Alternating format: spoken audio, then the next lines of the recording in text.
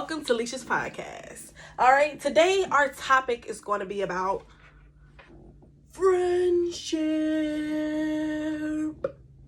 Yes, okay? So listen, you guys. I recently went through a friendship. It was a very quick and brief friendship. But it was very learning, and people, they show love, and it was a lot going on. But what I can say that I learned out of the friendship is you can't expect,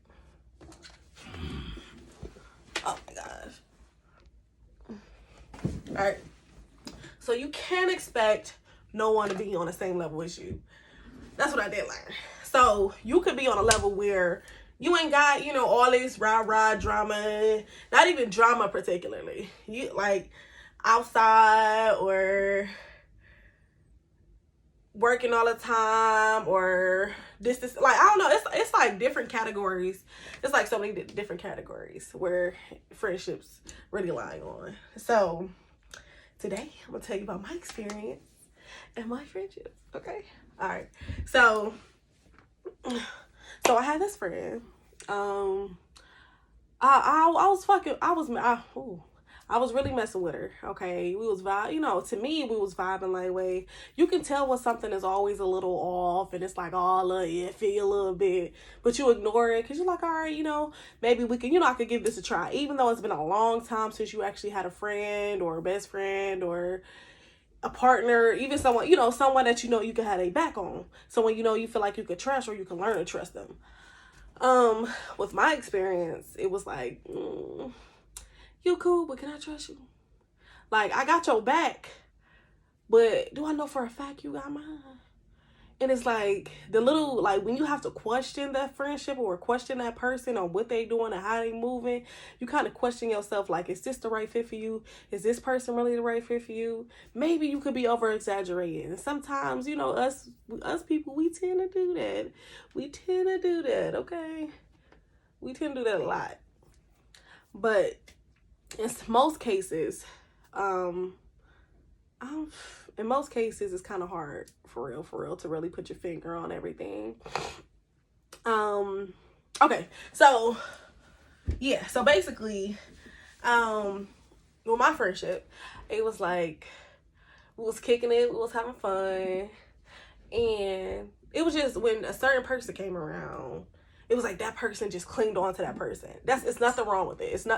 Don't get me wrong, it's nothing wrong with it at all, because I understand that. You feel me? That I would be the same way, but I understand that. But once you cling onto another person and you block out the other person that you're around, that makes that person feel less than sometimes. Some people may not realize that, and be okay with, like, okay, I'm about to do my own thing, or okay, I see y'all later, or whatever. That's some people. Me, I'm different. If I'm with you or I'm with both of y'all, I expect for us to all be together, all kick it together. I know sometimes if we somewhere, I might be too much in my head. And I'm like, look, bitch, I need a drink. Let me loosen up. Let me, you feel me, stop thinking about this bull crap I'm going through. And let me just focus on what I need to focus on. So, and it kind of stopped me sometimes from having the fun that I want to have or whatever. But I don't be trying to ruin everybody else's fun either. I'm like, all right, girl, you gonna do you. I'm gonna hype you up. No matter how I'm feeling, I could be feeling down, depressed, whatever. But I'm out. I'm trying to get my mind off things for real. I'm trying to be happy for you guys. And, we out. We kicking it. But it gets to a point where the same thing happens over and over and over. And it starts to become a habit for that person. It starts to become okay. And when you dealing with a person, you have to keep telling them every little thing they doing wrong. It could be the littlest thing, but if it bothers you, it bothers you. You feel me? If that's something you see yourself not dealing with, you don't have to deal with it.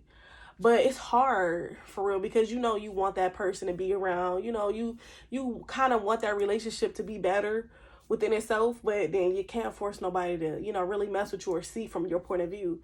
You can, like, if they don't see from your point of view, you can't force them to.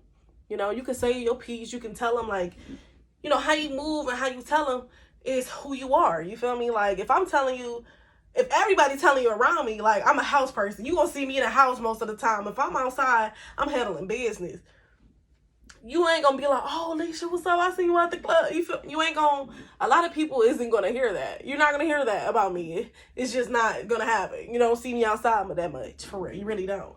Unless you catch me at the gas station, at the library, at job, you feel me? Like, that's where you're gonna catch me at. But back to the topic. Yeah, like, I don't know. Sometimes I just follow my gut. If my gut telling me to get up out of there, out of a friendship or relationship, I gotta get up out of there. But my biggest thing is my loyalty. Sometimes I fall back into that relationship, even though I know it ain't good for me, even though I know I feel like it's wrong or whatever. But I'd be like, man, I got love for this person. I got mad love for this person. So I'm gonna go back messing with him.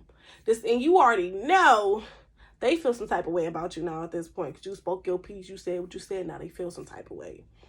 And then it's like, dang, what can I do about it? Can't really do too much about it, for real.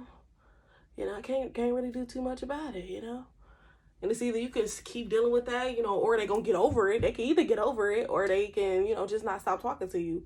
But it's like, it's hard dealing with friendship. Friendships is like a relationship. When a person don't put that same energy into that friendship or into that relationship, it's no point in keep continuing it. Like, okay, I clearly see that you only here for the benefits. And I want to pour into you, and I expect for you to pour into me, but we can't pour into each other if you only here for the benefits. No, that's not how it works. That's not how a friendship works at all. You can't just be here for what a person gonna give you. You gotta be there for when that person can't give you nothing.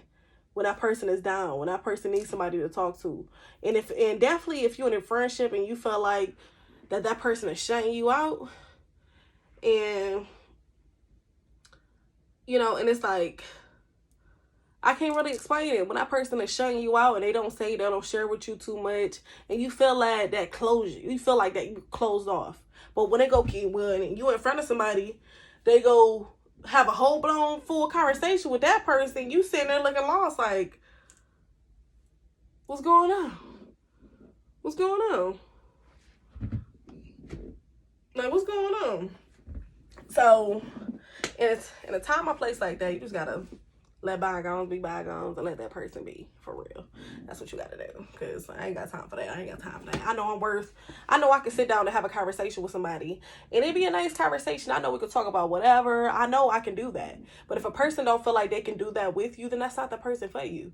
With a friendship, y'all supposed to have each other back no matter what. I understand y'all can get into a little argument, but guess what? Pick up the phone, hey girl, whoop-de-whoop, what's going on? And y'all back at it. And sometimes with a friendship, and that's and I ain't gonna put race into this, but white people, and that's why I feel comfortable around in white clubs and around white folks, and I ain't even gonna hold y'all. And I ain't admit this to nobody, but this is my first time admitting this. I feel comfortable around white people because half of the time they asses don't know how to dance, okay? They don't know how to dance. They sitting there, you feel me? So when I go out there, I ain't about to be ashamed to dance either, because guess what? That shit, they asses don't know what they doing. They don't know what they doing.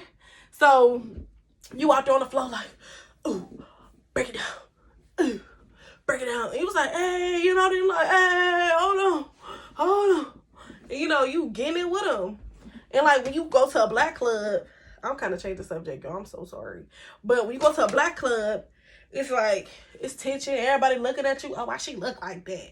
Oh, and like, you got some people who don't care and they twerking. Hey. And then you got a lot of people who just being uptight, looking at everybody crazy. And that makes you feel uncomfortable.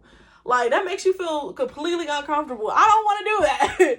I don't want to be in a black club. Like, I'm cool. It look like somebody trying to fight me or shoot me or I'm good. I'm gonna go where the white folks at. Because you feel safer with the white folks. They ain't about to be no fight. For real.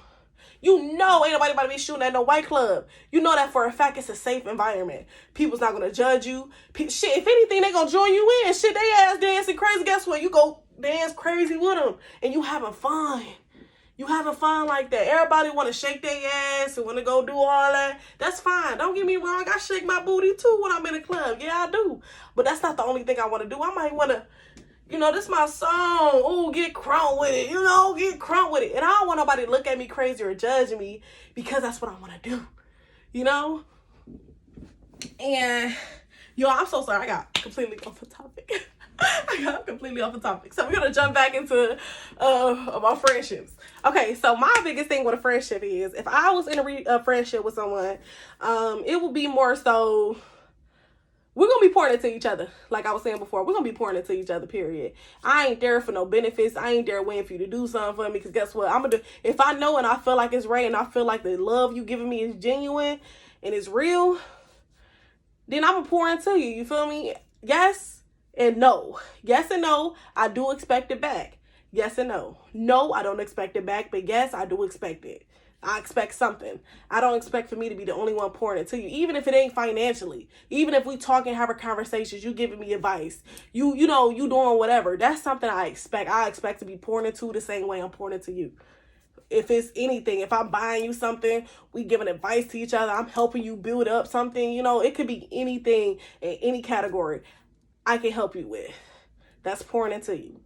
The same way. I need you to help me with the same stuff I'm helping you. It ain't gonna be the same stuff exactly, but I'm gonna need you to pour into me the same way. I hate people who only there for benefits. Like, what benefits them? Like, oh, okay, well, I'm not gonna pour into you.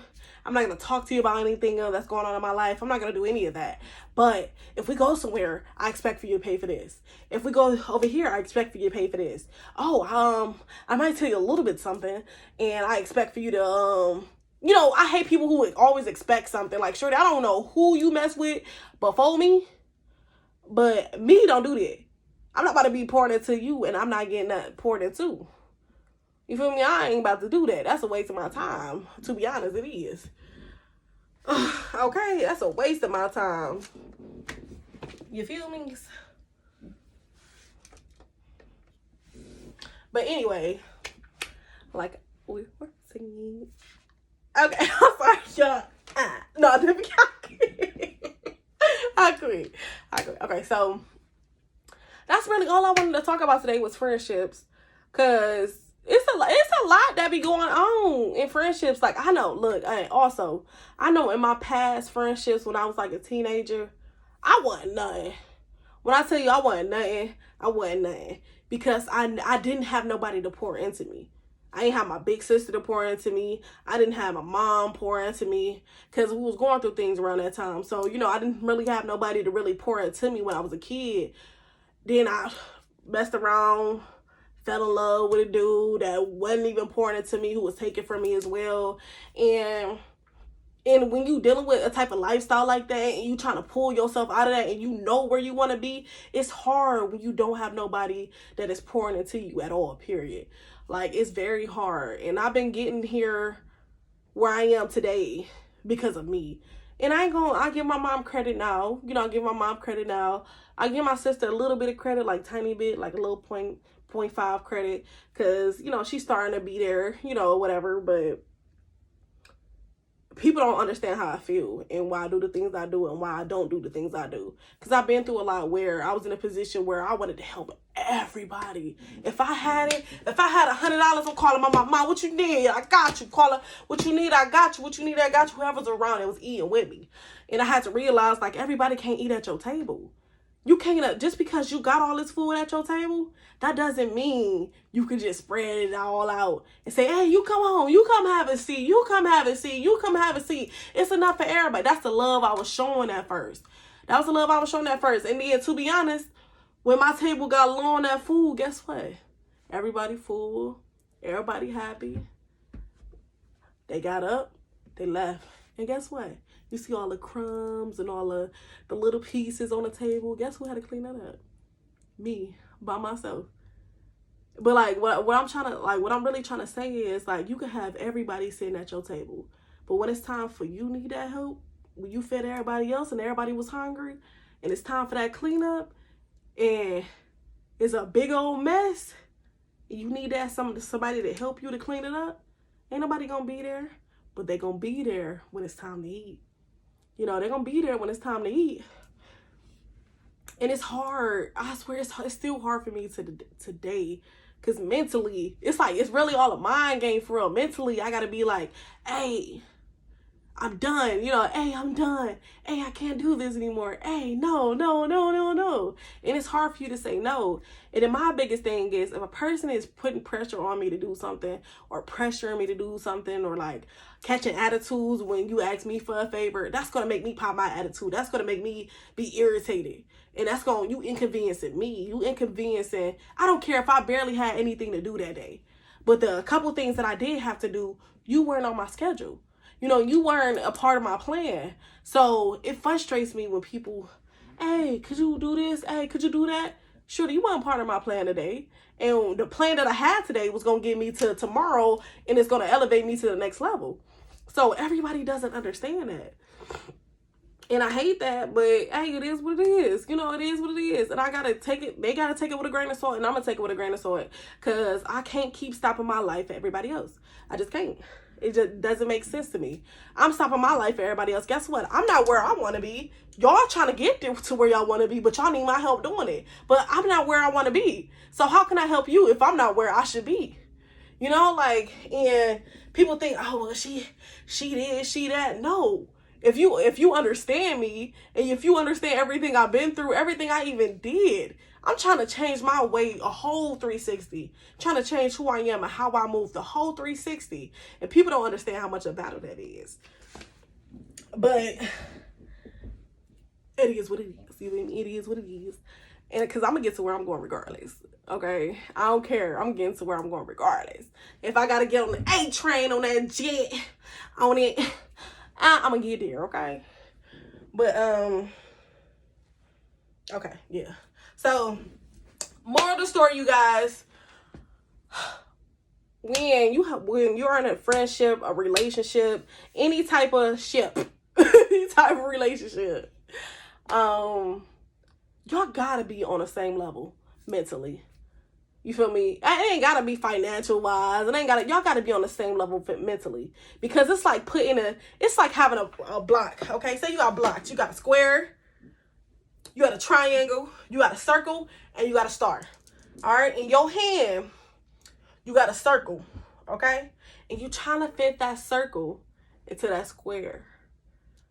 Okay, you trying to fit that circle into that square, and you see why, like, okay, why the circle ain't fit into the square? You trying to push it in, force it in, and it gets stuck right in between the square. And you're like, okay, well, I can't get this out. Like, oh shit, I can't get it out. And you wonder why your relationship fails or your friendship fails, because you're trying to put a circle into a square. They're not on the same level. They're not even the same shapes. They don't even fit. They can't fit. So that's the moral of the story. You can't sit up there and have a square and try to put it into a square. I mean, you can't have a circle and try to put it into a square thinking it's going to fit. Thinking it's going, oh, this the one right here. This the one right here. No, it's not. It's not going to happen like that. Hold on, you guys.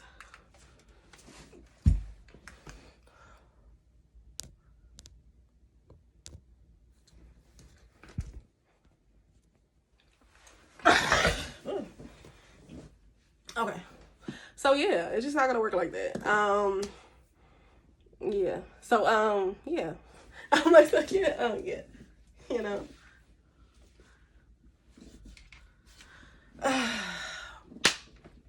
So, yeah, that's it, you guys.